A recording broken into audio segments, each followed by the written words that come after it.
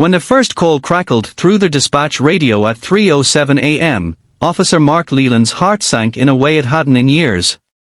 Structure fire. School building. Possible arson. As the cruiser's lights tore through the sleeping streets of Maple Ridge, Mark's partner sat in the back, alert brown eyes fixed on the road ahead. Ranger, a seasoned K9 with a heart as loyal as any human's. To the town, he was just a dog. To Mark, he was a brother, a guardian angel on four legs.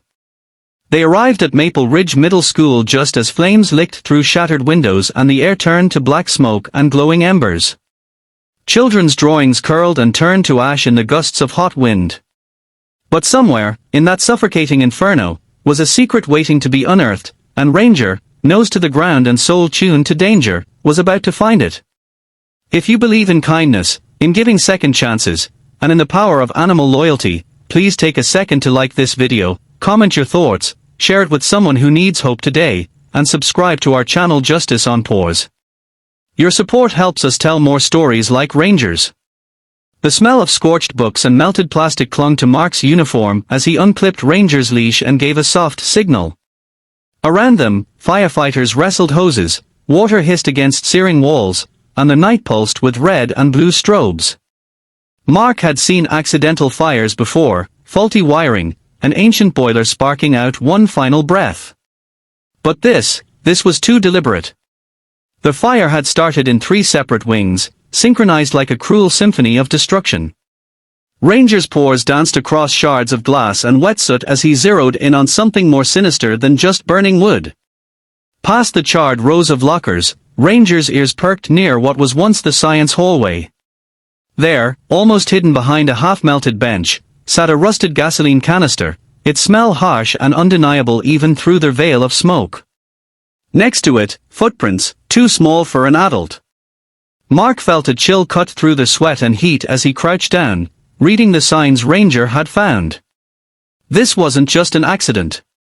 Someone, maybe even a child, had set this nightmare in motion. The investigation that followed devoured Mark's days and shredded his nights. The school had been a safe haven for kids like he once was, kids who hid bruises under long sleeves, kids who came hungry but left with bellies full of cafeteria spaghetti and stale brownies. The thought that one of those kids might have done this didn't sit right in his gut. Ranger, meanwhile, seemed to understand the gravity of every clue, every scent.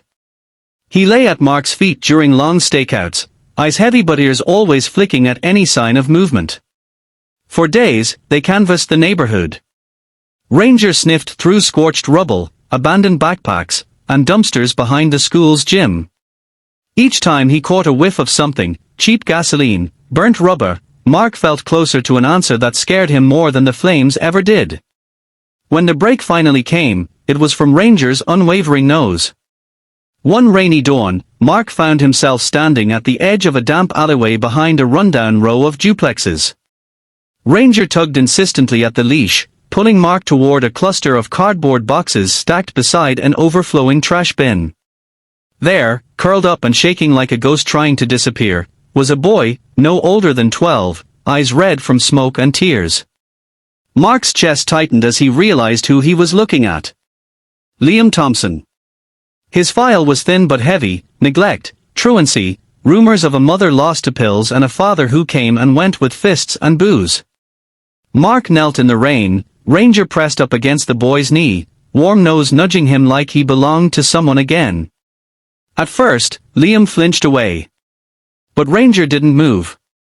Instead, he laid his head on Liam's tattered jeans and let out a low, comforting whine. Mark watched as the boy's trembling hand rested on Ranger's fur, a bond forming in the darkest of hours. The days that followed were a mess of questions, lawyers, and social workers. The fire chief wanted an arrest. The press wanted a villain. Mark wanted the truth.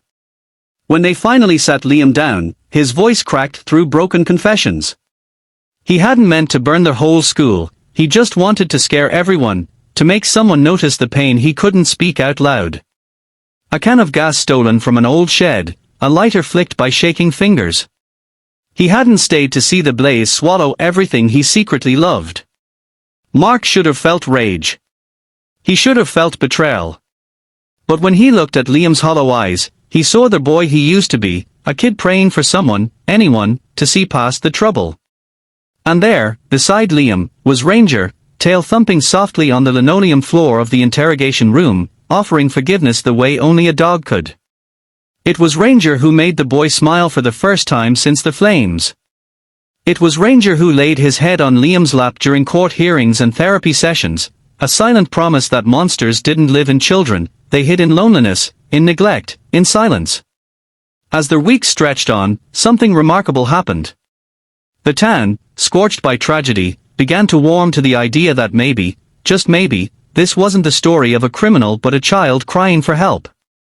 Mark petitioned the department to keep Liam close, community service, counseling, and a new foster placement with a retired K9 trainer who understood that sometimes broken things need gentle hands to heal.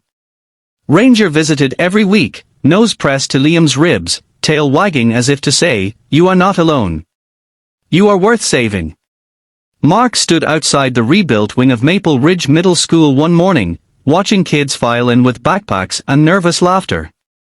Beside him, Ranger sat proud and calm, eyes fixed on the doors like he was guarding the future itself. In the distance, Liam stood under the oak tree by the entrance, holding a battered notebook and wearing a second-hand jacket that actually fit. When he caught Mark's eye, he lifted his hand and waved, a shy, hopeful gesture that made Mark's chest tighten with something dangerously close to hope. The fire had stolen books, desks, and memories painted on hallway murals.